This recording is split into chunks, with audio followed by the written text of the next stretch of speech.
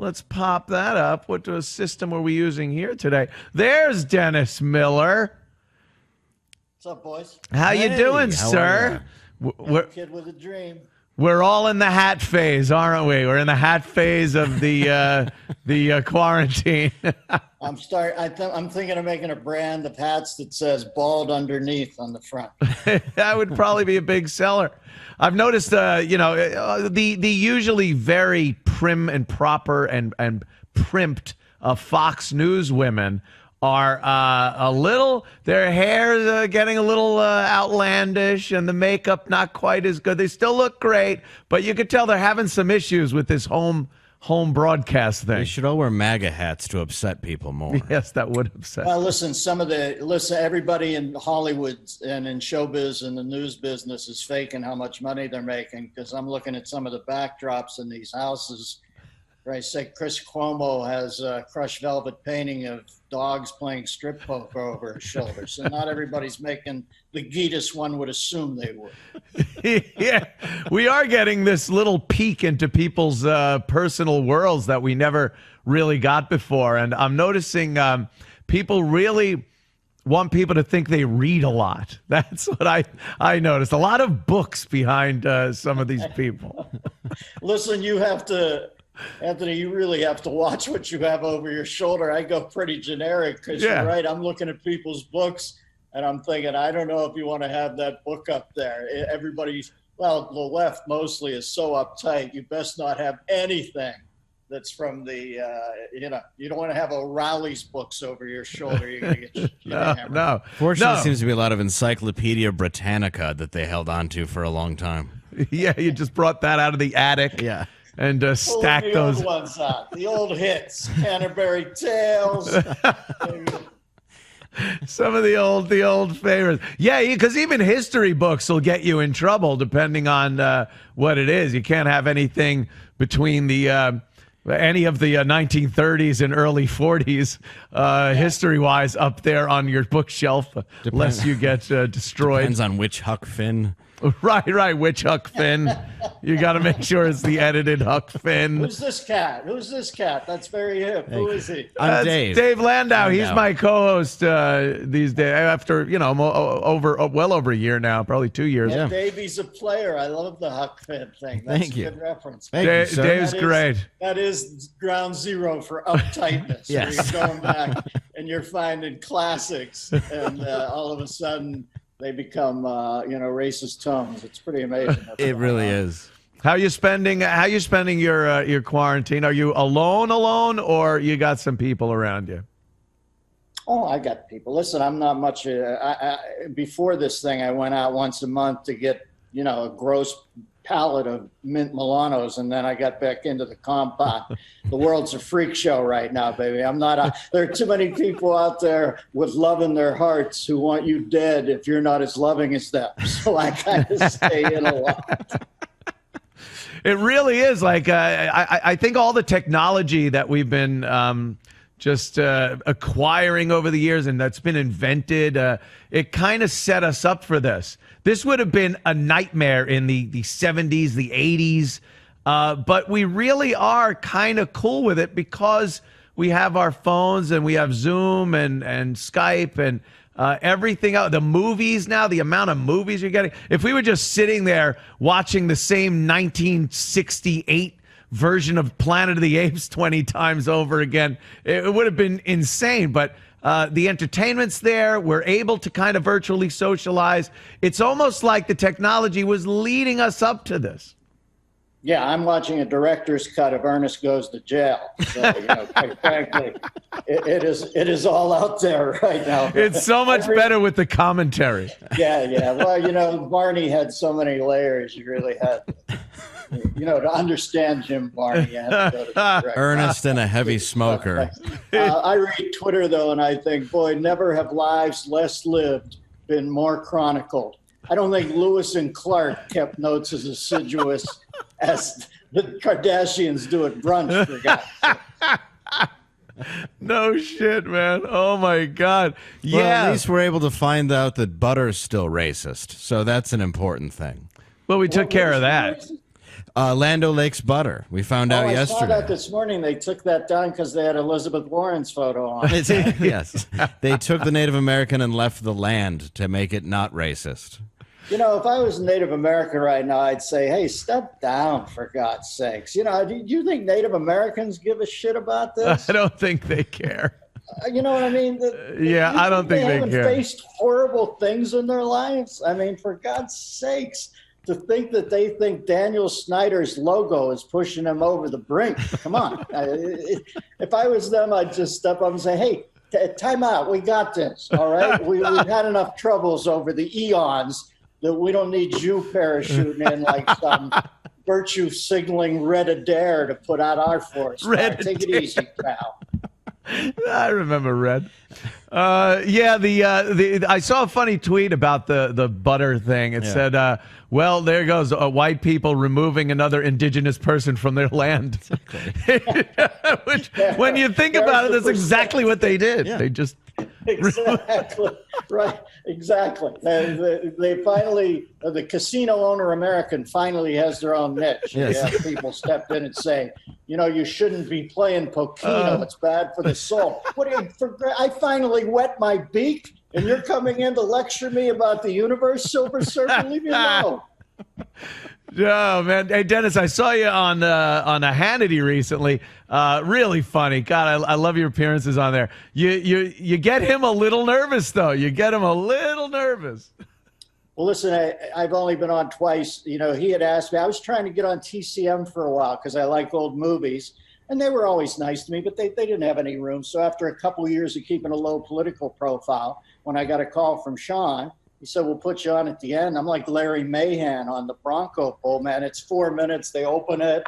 Boom, boom, boom, boom. I'm just hitting the speed bag. And then we say goodbye. And I thought, I got to get my profile up. I mean, Henry Hill had a higher profile when he was in the federal witness relocation at the end of Goodfellas. So I took him up on it. It's really nice. That's about what I have left in the tank now. 4 minutes once a week. I'm good to go. Do you notice, I think you've been one of the most misunderstood people politically over the course of your life. People had this impression that you were, and I guess because of Hollywood and SNL for the most part, a bleeding heart liberal. And then when you started speaking politically, it was far from that. I don't think you're easy to pigeonhole into one side or the other. I think a lot like Carlin, you just point out stupidity, and it happens to. Well, and then other people tell you where you fit, and that doesn't make sense to me. Other people like Listen, putting you in when I was categories. on SNL, the job was to take down powerful people. Reagan was the powerful guy. I made fun of him. I remember I used to have some more liberal leanings, but a couple things happened. 9/11 happened, and I didn't like the way they treated James Stockdale. I thought Stockdale was the real deal, man. You know, I mean, John McCain told me once that in the Hanoi Hilton, when the kid wanted to die, they'd get the word to Stockdale if the kid was going to give up, and he'd go on the pipes at night and tap out prayers with him to keep the kid alive. This is a man who led a life, a substantive life. He was a little ill at ease on TV, and all of a sudden the left started playing it out like he was, some stupid old man. And I said, this room's getting too hip for me. I'm not as certain enough of my guesswork as these people are. You know, modern liberalism's like a nude beach. It sounds good till you get there, and then there's a lot of cankles, a lot of misspelled tats. Yeah, it's I don't realize either. I'd never realized how early the character assassination thing went on. Yeah, Stockdale was. I saw quite a few documentaries where he had the peripheral role in there, and you'd pop up and you'd be like, "Oh my God, that's Stockdale. That's what he did back when he was working for a living," and a pretty amazing man. And the character assassination that the left has been doing. In lieu of coming up with viable candidates themselves, they just like throwing people out there with no platform, no real solutions, and then destroying whoever they're running against. We're seeing this now, of course, with Biden, who I'm no doctor, but I have had family members with Alzheimer's. And boy, if I haven't seen that confused, angry, frustrated look on somebody. And I certainly don't believe he could have ever sexually assaulted somebody, a guy who smells children. Yes, for a You know, hospital. Biden's so out of it right now. I saw him this morning. His eyes look like Van Roll-on applicators. I don't even think he understands the charges against him now. I think they're saying he got caught shoplifting at Dwayne Reed, I think is where he's at right now. Let's face facts. Biden has lost it. He shouldn't be president. He should be the third guy in a car on a Sonic commercial, all right? He thinks bottled water tastes better if you shake it first before you drink it. They told him to wear a mask. I saw a picture of him out on the street in an eye mask, for God's sakes. He's gone. It's reached the point where it's sad. I mean, because I think a lot of people have had people with Alzheimer's in their lives, and you see those signs and that frustration. And now I guess his wife is just talking for him. I saw a video earlier where he does these from the Bat Cave. He's doing these town halls and whatnot, and it's nothing off the cuff. It's all on prompter. All the questions are, of course, pre-recorded. But his wife got up there and talked about what an awesome man he would make as president, as he just sat next to her waiting, I don't know, for a policeman to put a hat on him sideways and give him an ice cream cone. If I was Jeff Dunham, I'd be in a blonde drag wig tomorrow doing Biden's wife holding a Biden puppet. That's what I would be. I'm telling you, that is a residency in Las Vegas. Palms, right there. It's and then they got the charges. True. Of course, we saw what happened to Kavanaugh over the course of his being made a Supreme Court justice. It was terrible, and now all these same people are completely ignoring the Tara Reid allegations and not even saying this woman should be listened to, which was the catchphrase, the hashtag was.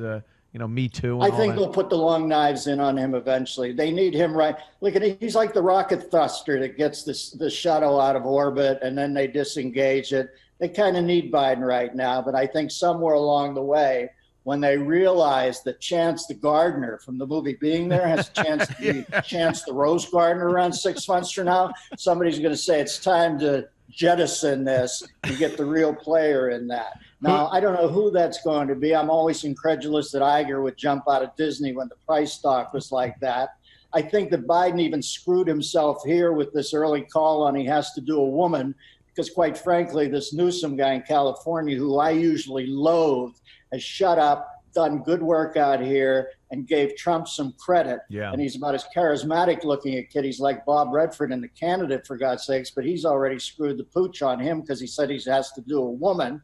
And, I think Biden will be jettisoned. I don't think it'll be Cuomo, because I don't think New York has gone that well. I mean, I quite frankly, you want to start digging back on those statistics, that's going to be ugly. I still think it's going to be, I hate to say it, everybody thinks I'm a fool, but I think it's going to be Hillary Clinton. I think that she's going to be the unlikeliest cavalry. I think she's going to do that thing where she said, I don't want to do this. I've given my all, but I am going to come in out of, pride for my country and to bank on the fact that she thinks women will be with her this time because they know that she knows that they know she's been cheated on more frequently than a blind woman playing Scrabble with gypsies. I don't think it'll work again, though, because I just think she's too off-putting a character. But I can see them making one last play here, because it's getting to the point with Biden where he is shakier than a rescue dog at Phil Spector's house. I mean, they've got to get him you remember in Aliens 2 when they went down on the sub-level and they had somebody hooked up on a good fellow and former meat hook who opened their eyes and said, kill me. That's Biden now. They're keeping him barely alive so they can get a tendril into the marrow and stay afloat here till they get in the kill zone. We've been saying that, too, that we think Hillary's going to move in just right before he becomes regarding Henry. Yeah, they're...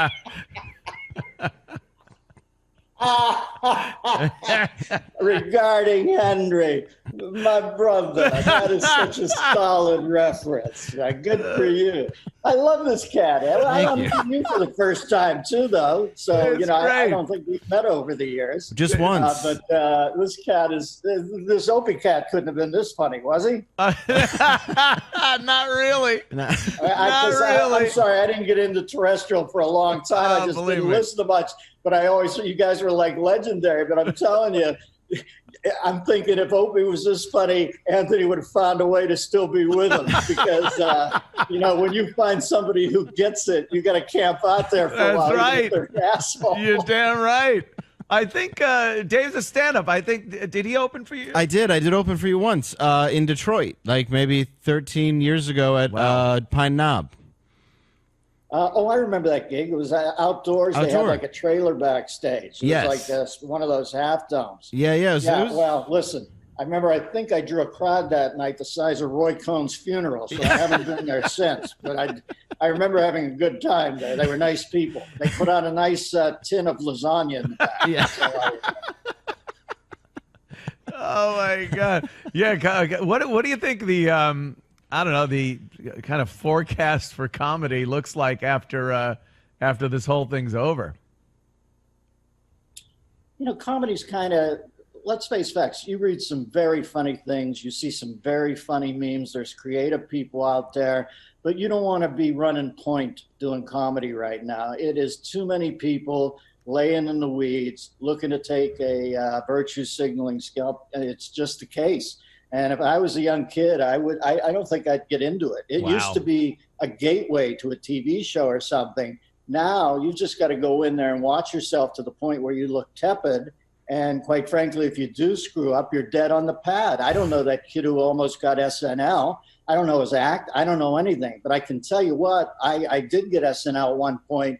And if they'd called me 3 days later about a dirty joke or something that was a little edgy that I had told him took that show away from me, I don't know who that. Do you know the New York comic who had that? He must be. Oh yeah. He was on our network. He was here on our network for a while. Well, I don't know him, like I said, but I can tell you that's Shane dangerous Gillis. out there. For you to go up at Pips or something, or the Rainy Night House, and throw something off like Belzer used to every second word, at Catch in the 70s. And you're all of a sudden you're over, for God's sakes. It's just not worth it right now. It's too dangerous a position. Isn't that amazing that comedy became too dangerous a position? I mean, there were some comics that would take chances, but it pretty much, it wouldn't destroy their entire lives. This is a life-destroying event when you say something, they catch you on video, they put it out there. You are just persona non grata on Earth. They want to, get rid of you. No, comics used to they destroy can get themselves. a joke of you in a nightclub somewhere, in the Northeast Corridor, put it up the next day, and you were more gone than the IMAX film where they had DeLorean buy and blow, for God's sakes. He was somehow able to get himself out of that. I was using it as a graphite on my wing door on the car, and, he somehow got out of it. But you could go up and tell the wrong joke. And what did I just see somebody apologizing for? Adam Schefter, who's a pretty good reporter. It's not a comedy, but it's a sports scoop. And he says it's just nice to have a live sport event. And they broke him down Cold Hand Luke with the walking boss. The next day he went up, he said, "I'm sorry, I forgot the women's NBA draft." Oh my went all God. over him. I thought, for God's sakes, the things that you can get ended for right now, absolutely unbelievable. It makes no sense. That's amazing. I guess Joe Biden, the Biden campaign, returned Louis C.K.'s money. Louis C.K. donated to Joe Biden, which I don't know if that's part of the joke. If there's a joke there, I don't know. But I guess they were going through the donors and deemed Louis C.K. Not worthy of sending money into Joe Biden. I've always thought Biden was a jerk off. I'll be honest with you. That whole backslapping thing doesn't work for me. The imaginary diners where you sit around a Cracker Barrel with the imaginary people and find out what the real guy thinks, and then you hire a publicist to get it down that you take Amtrak back. All that. Are you a regular guy, or are you a jerk off who lives in the bubble and has hired a publicist to tell everybody how regular you are? And that's what Biden is into. He went in when he was age 29. He's now like 80, I think, or something like that. He still says he's in there for service. He wants to help the American people. Hey, pal, consider you off the hook helping me, all right? Go forward, live your life, tie your own fucking shoes 2 days in a row, leave me alone, all right? I'm doing okay on it. Yeah. It really is amazing. He's one of those old school, like you were saying, roll up the shirt sleeve politician guy. And it's weird because after Trump, I think all that just went away. It became so passé, so fast. Like there's no trust. Believe me, we had plenty of instances where we weren't trusting the government after quite a few events over the decades. But Trump coming in just ripped the cover off everything. So to see a politician doing that thing with the thumb or talking about when they give a speech and they've said literally nothing, they're just talking about, and we're Americans, and that means that we can just drivel. And now it looks so dated, and especially when you see a fossil like Joe Biden reciting this and hitting his marks with this choreography from 5 decades ago.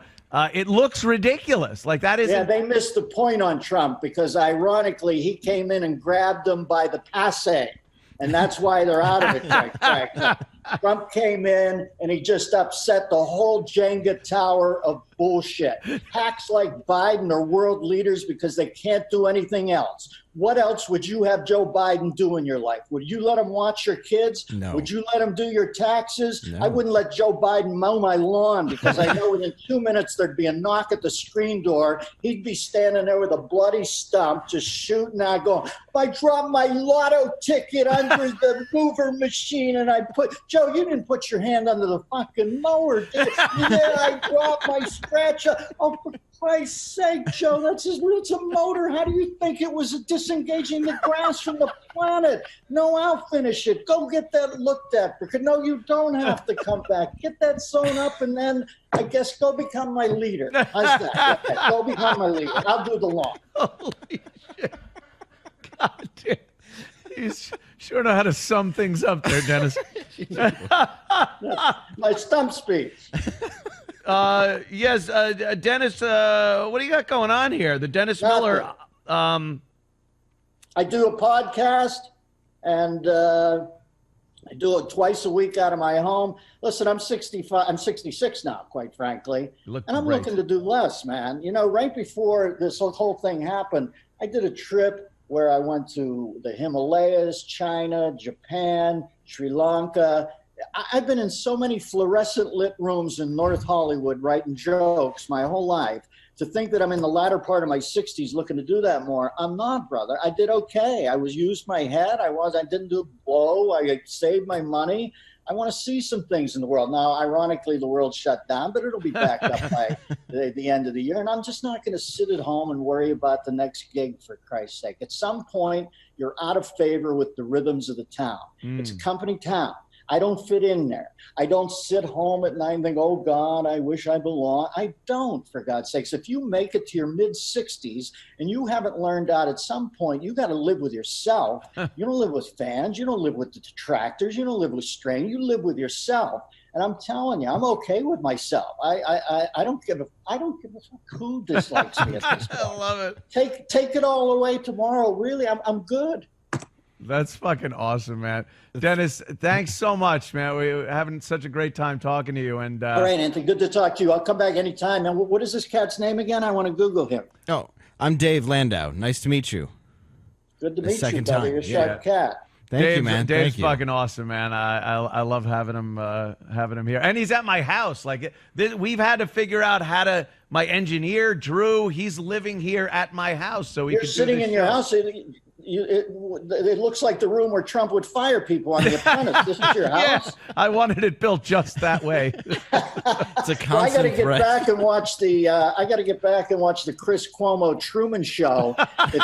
It's a big today. He's going to make ramen and cut up a tofurkey dog into it, and then he's going to almost cry when he watches a very special episode of Young Sheldon. So I got that for him. He certainly does like blathering on about useless information. All right, my brother. Later. Dennis, thanks, man. Thank Talk you. to you soon. Be well. There goes Dennis. Very cool. He's fucking awesome, man. He is awesome. I was going to try to give him a plug, but Drew's handwriting is just abominable. He just had Norton and Chip on that, I think.